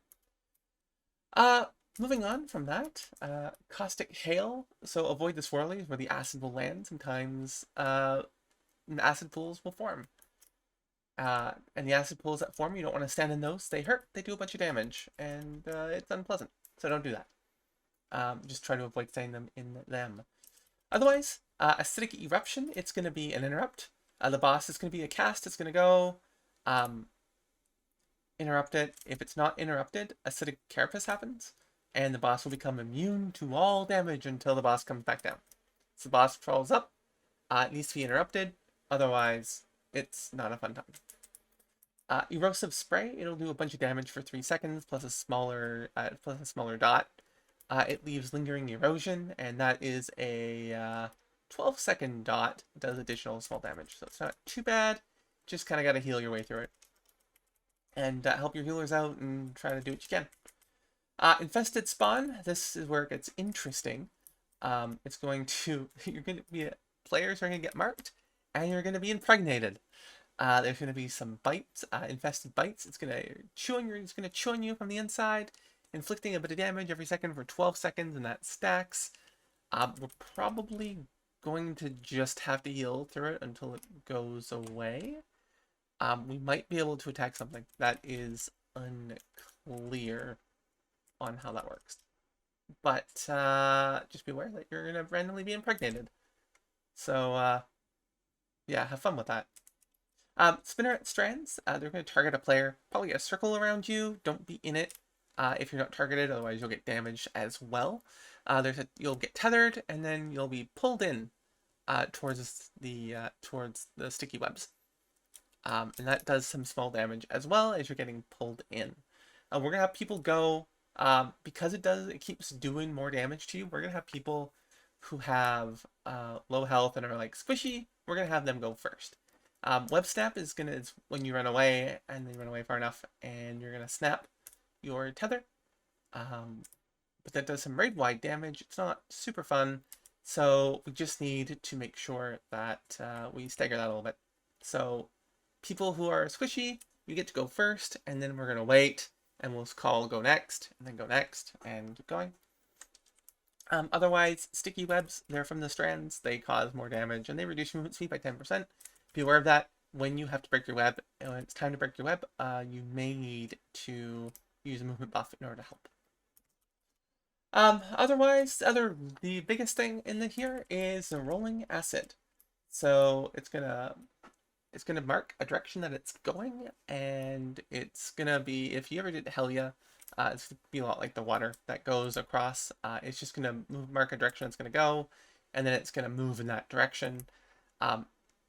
If you go into it, you're gonna get something called acidic stupor, and you're gonna get corrosion, and it's not super pleasant. Acidic stupor does some damage, and it stuns you for a second, and corrosion inflicts more damage for 1.5 seconds every 1.5 seconds for 15 seconds, and it also stacks. The only time you want to be in it is if you have sticky web on you. So step into it quickly and then get out right away so that you don't get more corrosion sacks than you need. And then move, and that will be about it. And there's a bunch of stuff to learn. We're gonna figure this out and kind of see. It'll be interesting. Otherwise, that is about it for normal. For heroic, when you're tethered, it will affect everyone within a 10-yard radius of you. So if you see someone who is tethered, don't be standing by them. And you'll be okay. Otherwise, Web Reeve is the other one. The boss will wrap a targeted location, and it does a lot of damage. But it's like 1.4 million, and it's gonna be split between all players in the location. So we're gonna go in groups. We'll split the raid. If you're odds, you'll go first. Evens will go second. If no one is there, it'll be raid wide, and it's the full effect. So everyone gets a little 1.4 mil damage to them. So if we don't soak it, we wipe. Maybe a tank lives, but that's hardly helpful. Yeah, we're gonna do odds first, even second for that. I just go back and forth, should be fine. For Mythic, it's gonna be a little bit extra stuff added to here. It's gonna be Infested Spawn. The initial damage from Infested Spawn will affect everyone in a radius around the target. So there should be like a circle, likely, just don't be in it, you'll be fine. And then Infested Bite will also reduce movement speed. Additionally to that, there's gonna be Tacky Threads. So when you're tethered and you do your web snap, there's gonna be little bits, pieces that kind of go off in multiple directions. Anyone within 5 yards can get hit, and if you're hit, you'll get tethered, and it'll retether the original person as well. So they'll suffer too. So just stay away. When we call someone to, or when I call someone to get kicked, or not kicked, when I call someone to go snap their web, don't be near them. And we'll have marks over people, and that should help. Otherwise, enveloping webs is the last one, and the bot spits webs in targeted directions. They'll likely be ground swirlies. It does some damage to everyone within 3.5 yards of the impact, so don't be in there. And it'll also give you a lovely 2-minute stun. You'll be wrapped up in a web. We can break that stun by killing the webs to free you. So that will help. So if you get webbed, we'll come and help your friends. That's it. Alright, let's do a quick read. Deep within the bowels of the Queen's Palace, Brew Twister Ovi'nax conducts abominable experiments with the black blood found in Ashkahet. This corpulent horror lumbers through the palace's cavernous depths, regurgitating inky sludge onto hatchlings to observe its gruesome effects. Brew Twister Ovi'nax injects players with experimental dosage, which causes nearby eggs to hatch upon expiration, unleashing the horrors within. Upon reaching 100 energy, Brew Twister Ovi'nax seeks out nearby source of black blood to consume, increasing in power and causing the room to slowly fill with sanguine overflow. Okay, so injects players with experimental dosage. Upon expiration, experimental dosage erupts, inflicting a bunch of damage, and absorbing 1.1 million healing within 4 yards and causing nearby eggs to hatch. Wow, Blizzard really likes liking healing absorb shields this raid. Okay, in power and causing the room to fill with sanguine overflow. Sanguine overflow causes any eggs it touches to hatch and mutate creatures within. I feel like we know Titans that were a certain Titan Watcher that was doing that. Okay, for tanks, Volatile Concoction inflicts damage to the raid based on your missing health when it expires. Sanguine Overflow causes any eggs it touch to hatch and mutate any creatures it comes into contact with. and colossal spiders inflict increasing damage with vicious bite. Volatile concoction. Broodkeeper injects target with volatile concoction, inflicting shadow damage every 1 second for 8 seconds. Oof. Upon expiration, inflict shadow damage based on the target's missing health. So you want to keep up. I think it looks like you want to keep the health high. So anyone who has volatile concoction is 100% going to be priority. Sanguine overflow, which is not a lot of details about that. Colossal spiders inflict with vicious bite, inflicts a lot of damage and increases all damage up by 25%. So each time you're hit. Fun. All right. We know no experimental dosage causes nearby eggs to hatch, unleashing her experiments and fitting within. Upon expiration, experimental dosage erupts. Yeah, absorbing 1.1 million healing. Yeah. Within 4 yards. Basically, if you have experimental dosage on you, want to run away. Unstable web. Twisters Ovi'nax causes several players with an unstable web. Or covers with an unstable web, inflicting 95k nature damage every 0.5 seconds and reducing movement speed by 50%. When dispelled, a web eruption triggers. Utilizing crowd control to keep parasites from being able to infest and multiply. Blood parasite burrows into its target and inflicts. Oh, this is gruesome. Upon experiment, 2 blood parasites erupt from the player and seek new prey. Oh, that is bad. This is horrific. Inflicts increasing shadow damage and healing absorbs as he receives more transfusions. Black blood power radiates from Blood Twister Ovi'nax, inflicting 47k shadow damage, absorbing. Healing receive all players, unleashing a hemorrhage every 7.5 seconds. Heal tanks with red volatile concoction, prevent heavy raid damage. Yeah. Okay. Okay, so experimental dosage. Okay, experimental dosage. Injects an experimental dosage of experimental dosage into several players. Upon expiration, erupts damage, 1 million healing, and causes nearby eggs to hatch. Rupture. Upon expiration, experimental dosage reacts violently, inflicting 477k shadow damage and absorbing 1.1 million healing received from all players within 4 yards and causing any. Okay, so it does shadow damage and absorbing 1.1 healing received from all. Upon expiration, experimental dosage reacts violently, inflicts a bunch of shadow damage, and absorb 1.1 million healing received from all players within 4 yards. Oh! Oh! It's a thing. Everyone's got to go stand in it. So it's like, it's an Anduin mechanic. Back from when Anduin had a thing put on him, and like you'd have to go stand in it to absorb all the healing that was being done. So if you had like really strong self heal, you can go stand in the circle thing and shrink the circle. Okay, so I think volatile concoction is the tank swap. So we're gonna just skip that for now. We're gonna go experimental dosage. Okay. So yeah, big damage, healing absorb anyone in it. Probably go stand in it, especially if big self heals. So it's probably gonna be a thing on the ground that explodes. So when you explode, you do the thing. We'll have to see. We'll have to see tomorrow what that looks like, or not tomorrow, Friday, what that looks like.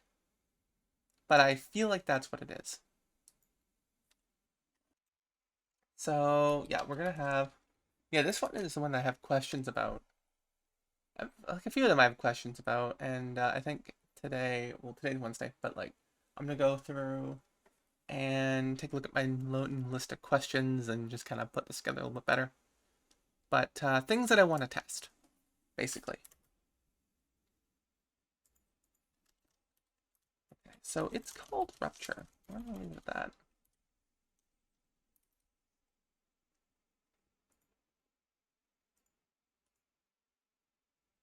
I'm a little bit hungry. I want to have lunch, but I want to finish this, and then I can just edit these videos and get them out. Okay, ingest black blood. All right, so we're finished with experimental dosage. Yeah, some of these have big things. Okay, so ingest black blood. Upon reaching full energy, Brute Twister Ovi'nax seeks out the nearest source of black blood to ingest black blood, inflicting 238k shadow damage and absorbing 580 healing. Received by all players every 5 seconds. There is a lot of healing absorbs in this boss. Like, the experimental dosage is the go into a circle and get rid of it. I think. I don't know. Like, that's a weird way for. I assume that's how it's gonna work. Like, it's gonna be there's like it's gonna people are going to explode, and then we need to all stack. So everyone who has that on them, who has exploded once they've exploded, like you come together and you stack, and then you absorb. That's how I think it works. But we'll see. So ingesting black blood from the container. Okay. Upon reaching full energy, seeks out the nearest source of black blood to ingest black blood, inflicting shadow damage on everyone, and absorbing healing received by all players every 5 seconds. What? Wait, I hope I'm misreading this. Ingesting black blood from the container causes black blood to overflow from the source and grants booster transfusion. So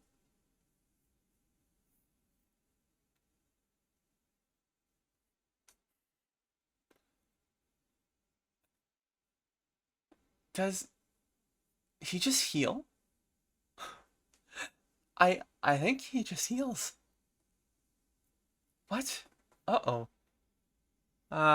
This is a tricky one. I don't know what this does. All right. Sanguine overflow. Sanguine overflow inflicts shadow damage every second, absorbs the next healing received. Caustic reaction. Black blood causes a caustic reaction when it touches an egg, causing an egg to hatch, inflicting shadow damage to all players every 3 seconds. Holy shit. There is just so much damage that's going out here. Uh-oh. Okay, there's... Alright, so transfusion. Black blood's power radiates from Brute Twister Ovi'nax, inflicting 47k shadow damage, absorbing 116, healing received by all players, and unleashing a hemorrhage every 7.5 seconds. Can we interrupt this? Like, it feels like when he reaches full energy, just a lot of bad things happen all at once. And it's just designed to just wreck us. I almost want to go into this fight tomorrow with very little idea on what's going on, because this is, I don't know. I might skip this part and come back to it and just do the other pieces, and hopefully I can make sense of this when I come back. But let's read so I can have it bounce around my head for a few minutes. Black blood power radiates from Brute Twister Ovi'nax, inflicting shadow damage, absorbing healing received by all players, and unleashing a hemorrhage every 7.5 seconds. Hemorrhage. Black blood overloads Brute Twister's system, unleashing a massive hemorrhage, inflicting shadow damage on impact to players in the area. So basically, get away from the boss. Reverberation causes Brute Twister Ovi'nax to radiate danger shadow energy, inflicting shadow damage and absorbing healing received every 7.5 seconds. This stacks. I feel like I'm missing something in here. Alright, let's skip ingest black blood. I'll come back to it. At least this one's pretty straightforward. Volatile concoction. Injects target with volatile concoction, inflicting almost 1 million damage. And nature damage every 1 second for 8 seconds upon expiration. Inflicts nature damage based on target's missing health. Okay.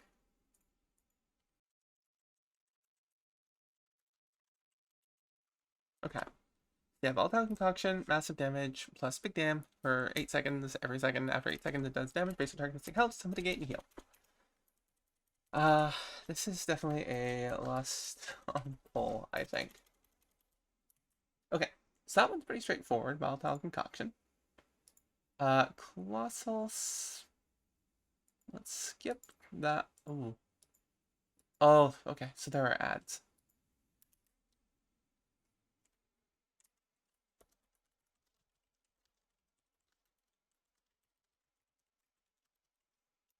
Okay, we're gonna put that in there, and then we're gonna go ads.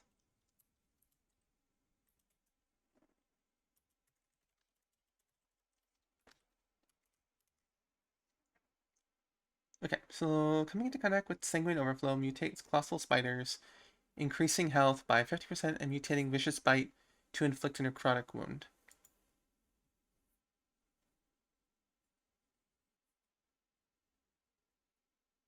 Okay, so I feel like there's like two parts. There's like normal and then there is the mutated.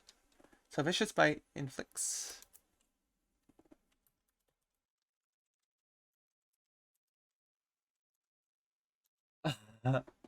uh yeah, so that is gonna be big.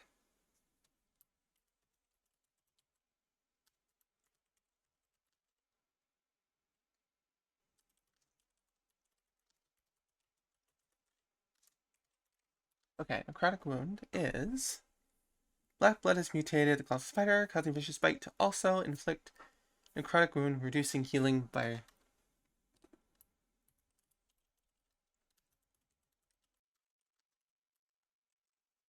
Oh boy, what fun. Okay, so that's pretty straightforward. I see how these work.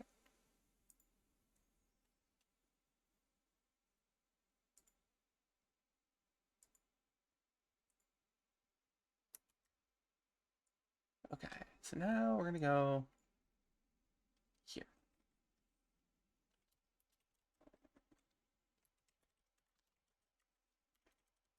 I'm actually gonna go just to make that easier.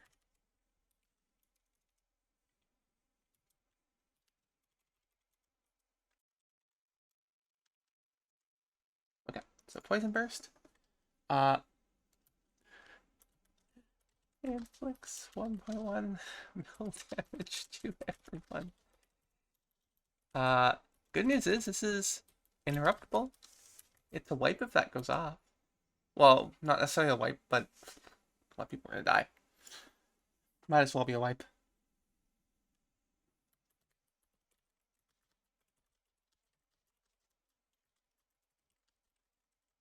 You're just gonna have to heal through that, and then we have Ravenous. Let's see what the mutation does.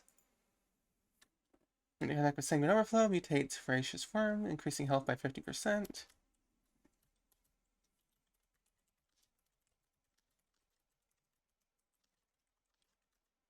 Ooh, so that interrupt's gonna be fast. Yeah, we're gonna have to interrupt fast. Probably assign interrupts is the best way to go on that one, I think. But we'll see.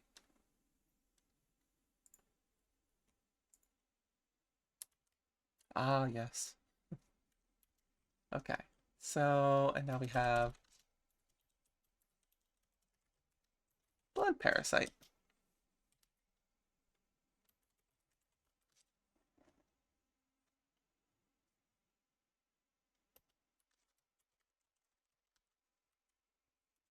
Okay, so Fixate.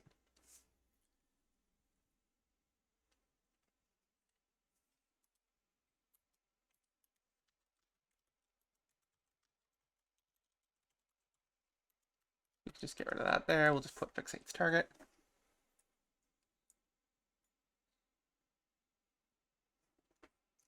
Infest.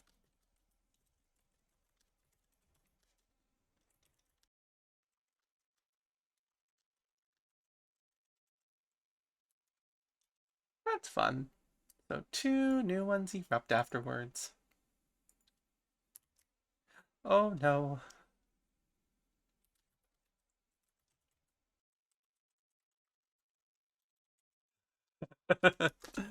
uh, okay, that's fun. Actually, this is actually fun. So yeah, blood parasites, they fixate the target, they infest. If it reaches target, then it does some damage every 1 second for 10 seconds and 2 new ones erupt. If it mutates though, we're kind of fucked because it's increase health 50%. That's pretty normal across the board, and all of it does that. And then it also increases movement speed by 10% every 2 seconds. So basically, it's what, every 20 seconds? Gotta kill those fast. Alright. That's pretty straightforward. Alright, we're back to figuring this shit out. This is Okay, so let's kind of figure out what we need to do. I feel like that's the best way to kind of solve this. Okay, so upon reaching full energy, it seeks out the nearest source of black blood.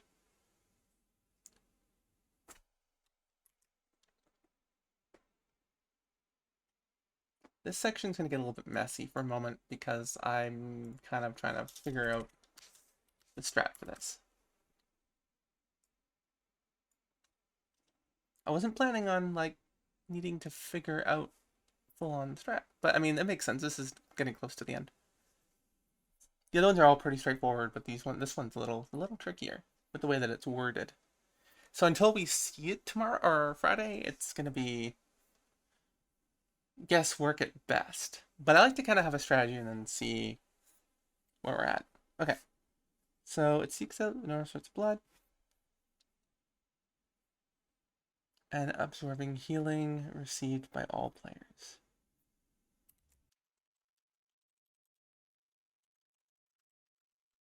Okay. So, first thing it does, it reaches 100 energy, and now it moves to nearest black blood, and then it does a bunch of raid-wide damage, and then absorbs 580k healing from everyone every 5 seconds.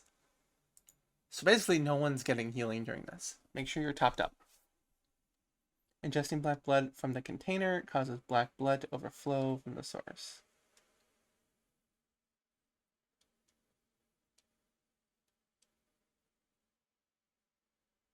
Okay, ingesting black blood from the container causes black blood to overflow from the source. So, um,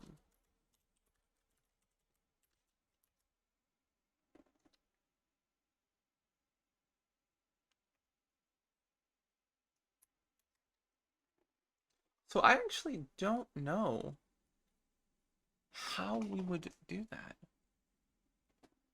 Because it just kind of, like, it doesn't sound like there's going to be, like, black blood spilled all around the floor.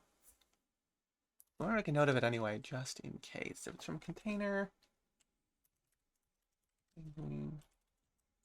overflow, plus transfusion.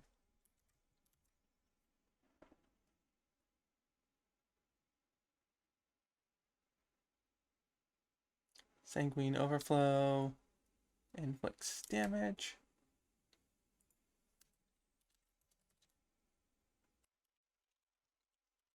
Okay, every 0.5 seconds. Like, if when we kill things, it leaves black blood, then it makes sense to mark spots where we want things to go and die. Like, I hope we can control where it is in the black so that, like, we can not have to deal with from the box. But there's no indicator that there's any way to control, there's any black blood that'll appear on the floor. It sounds like it's the container. Yet, ingesting black blood from the container causes, like, does damage plus 230k. 232k healing absorb. So yet another healing absorb. Welcome to healing absorb the boss. And then caustic reaction. Cause the caustic reaction.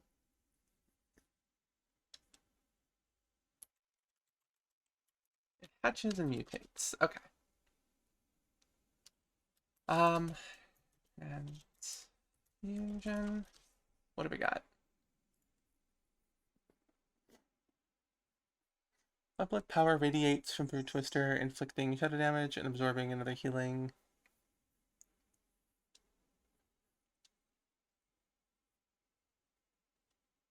There's just so much to heal through. I'm gonna make a note here. Blood Twister Ovi'nax. Healer fight. Yeah, we need good healers for this. Okay, so it radiates, inflicting shadow damage, absorbing healing received by all players, unleashing a hemorrhage. Okay.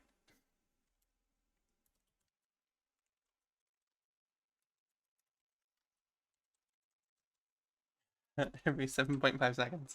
But there's no indicator what actually causes reverberation.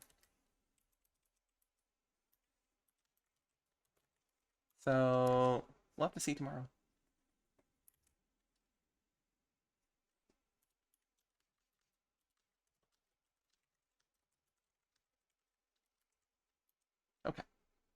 So I'm gonna nope, no idea what causes this, and then hemorrhage.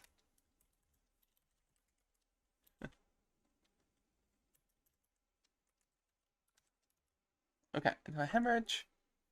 Upline overload system, unleashing massive hemorrhage, inflicting a lot of damage to every player.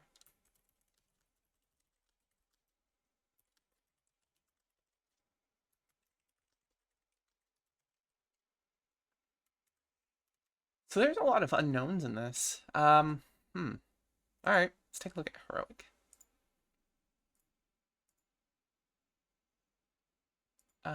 Let's see. So nothing new there. Nothing new there. Anything new with the ads?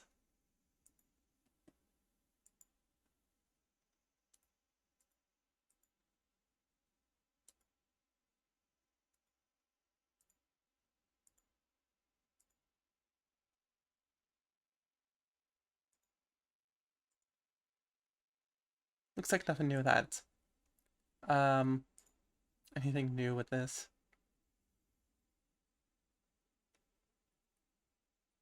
Nope. Oh yeah, that's cool. So we just have unstable web.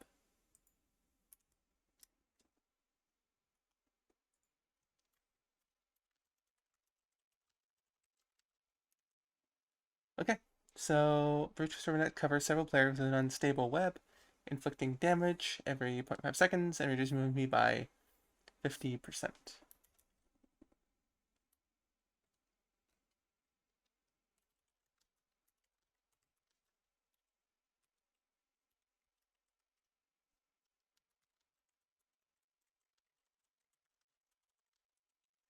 By 50%. Can be dispelled.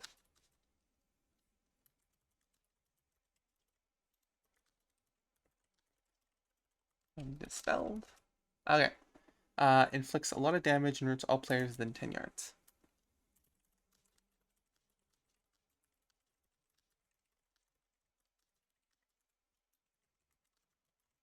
Spread. Okay, so we're gonna mark a spot.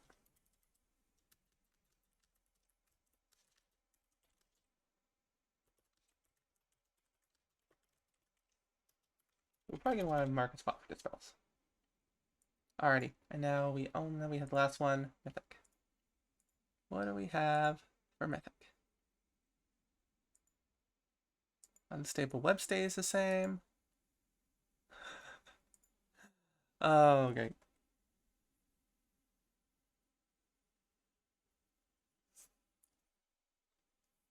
Okay.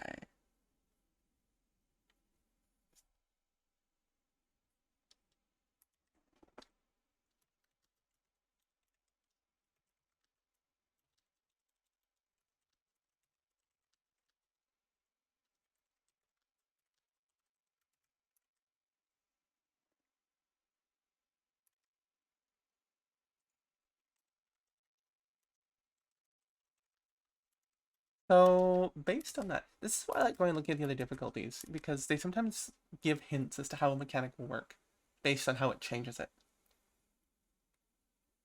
So it sounds like we actually want to anyone who has that on them, it sounds like we want to keep people away from some of the eggs, and then actually have them go to the egg, some people assigned to eggs.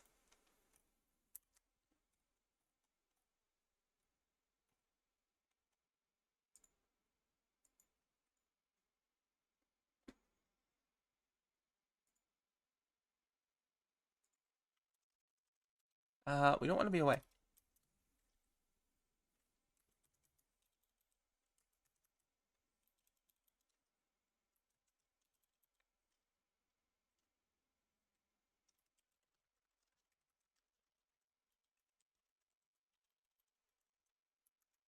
We want to pick what eggs to rupture.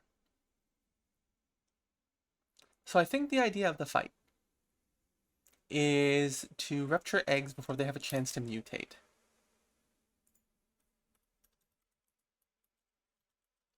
I'm making a note of that here for myself, though.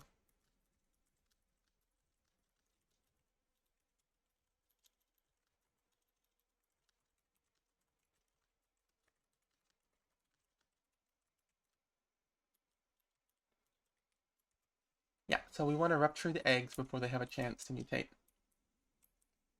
So if we can do like a few at a time and we can control certain ones, like while we all have our CCs fresh, like I feel like blood parasite's a good one to start with. Because that one's going to be really rough to deal with. So any blood parasites around the room, we want to rupture those first. I think, so Voracious Worm does a lot of damage. So we want to like do this stuff early. So I think blood parasite, then worm, which is kind of, I mean, it's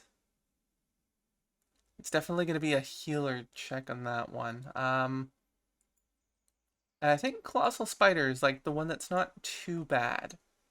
As long as you kind of have a tank around, I think you're okay. I think Colossal Spider can go last.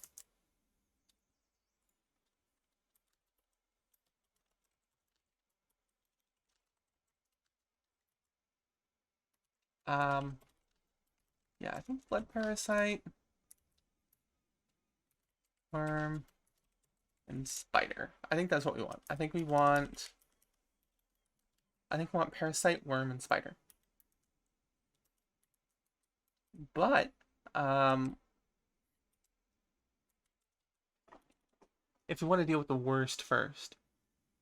However, I feel like when we test, we're gonna want to do each one first to see how bad it is, to kind of get a feel.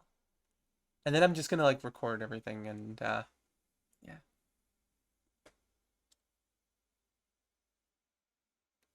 All right. Getting a better feel for this fight. But yeah, so on Mythic, it's that. Let's see what's Ingest Black Blood. Catalyze. Oh no. Oh no. Okay, we'll come back to this. See if there's anything else. Web Eruption, that's heroic. Volatile Concoction stays the same. Colossal Spider. Nothing new inside of this, but there are new things.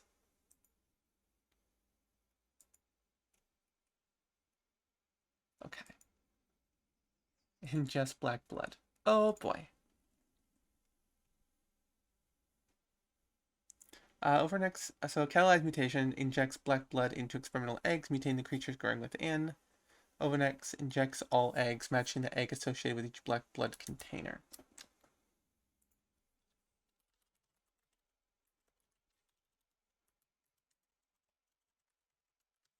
Okay, so let's see what we got. Oh no.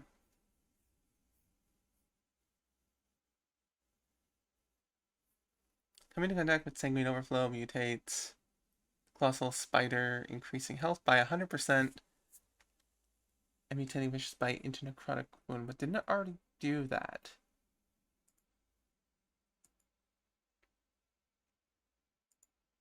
Let's just see if there's anything else. I think this is it, but I think this is a big enough change.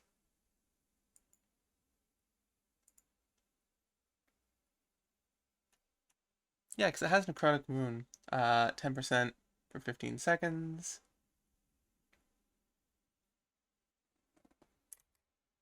Okay, so the big difference here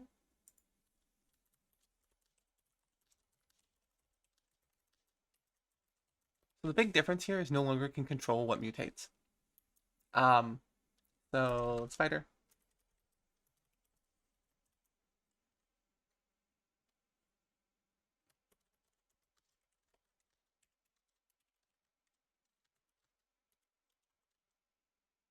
Increasing and mutating Vicious Bite to inflict a necrotic wound. Yeah.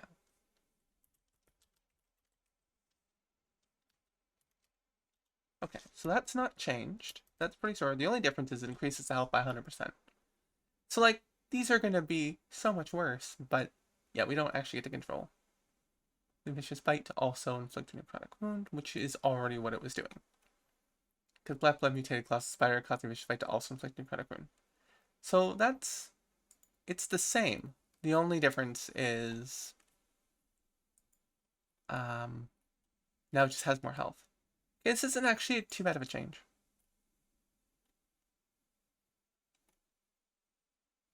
Okay, that's necrotic. Oh, hang on. Rochester Ovi'nax injects all eggs, matching the egg associated with each black blood container. Yeah, so the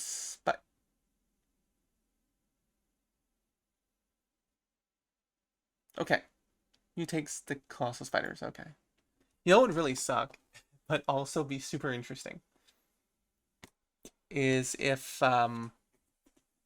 these mutations could be applied to the other ones. So like you get a blood parasite that can now, now has necrotic wound.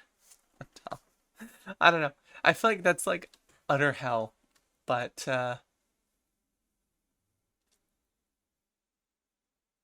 yeah, okay. So Ravenous and mutates Voracious Worms, increasing health by 100% and increasing casting speed by 100%. Yeah.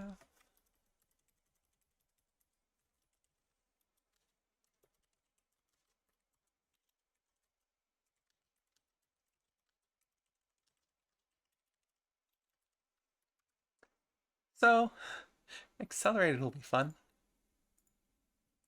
100% every 10 seconds? Every 2 seconds? Oh, no, it's the same. Okay. That's cool. Parasite. Increase health by 100%, I assume. Yeah. And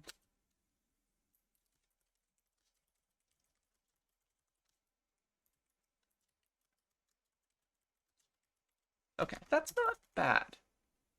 I was expecting a lot worse for that one. Alrighty, and that is the end of that.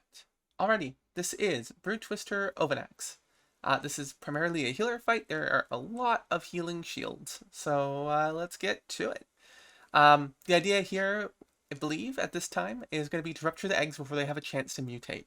So you're going to be doing that. When you get experimental dosage on you, you'll get a rupture that happens afterwards when it expires, and it'll rupture any eggs that are near you. So we're going to take a look at the arena, and we'll kind of figure out where people are going to go and get an idea on that. But we definitely want to do, I think, parasite, worm, and then spider for the ads. But that may change depending on how hard they are. I'll go over that in just a second.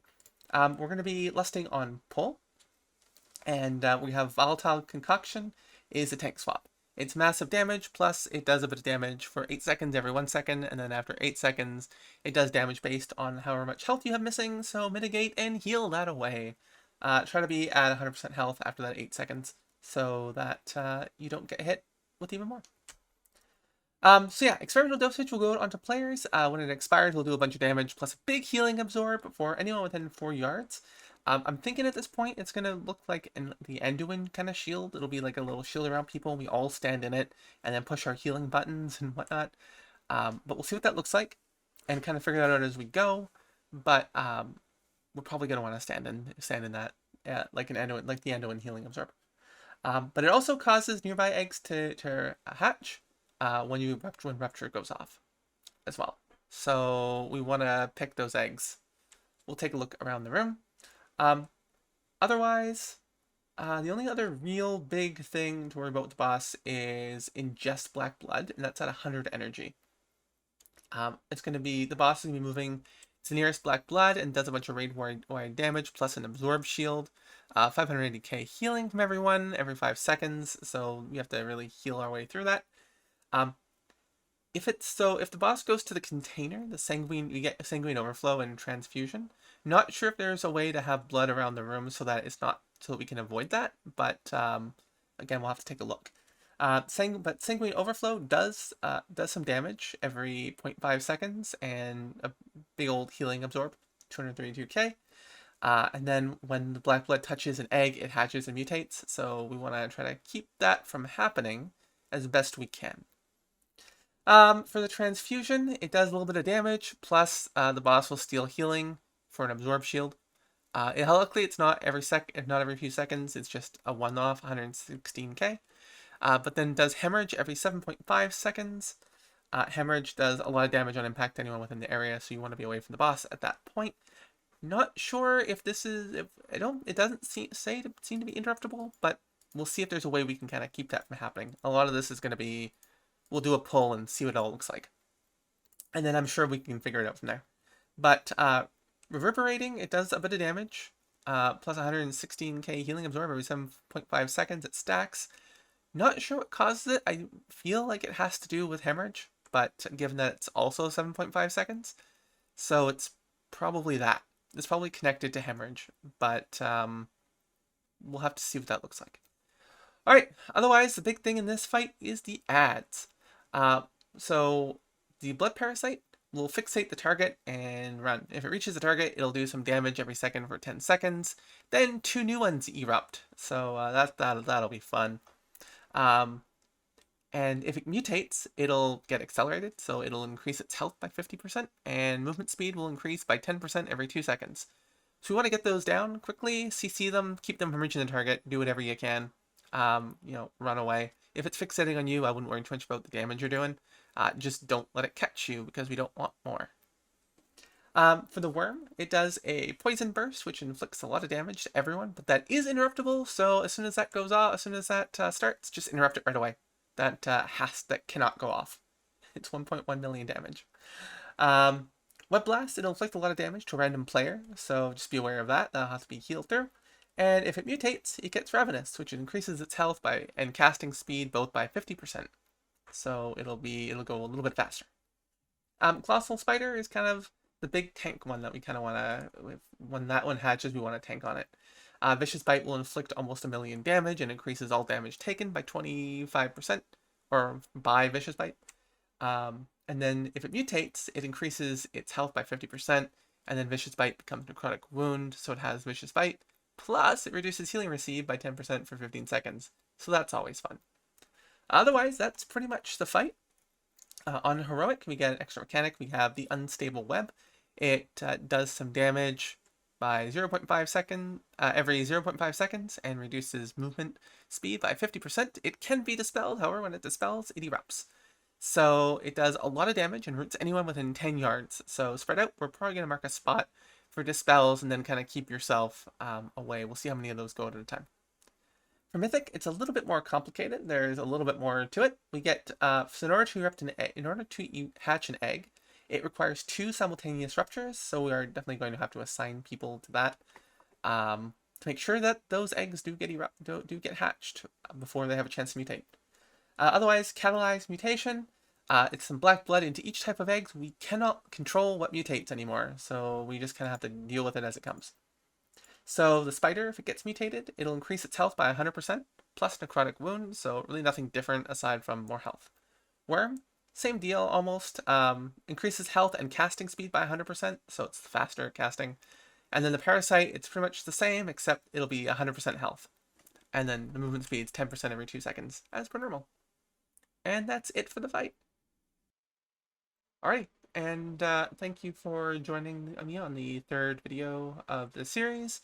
The last few bosses that are going to be up for testing are going to be, I'll have a video up next week for those. And then the final boss will be its own video, just because there isn't any testing involved, so I can take a little more time figuring out the strategy for that. It'll be a little bit tougher. But yeah, thank you for joining me, and I will see you on the next video. Bye.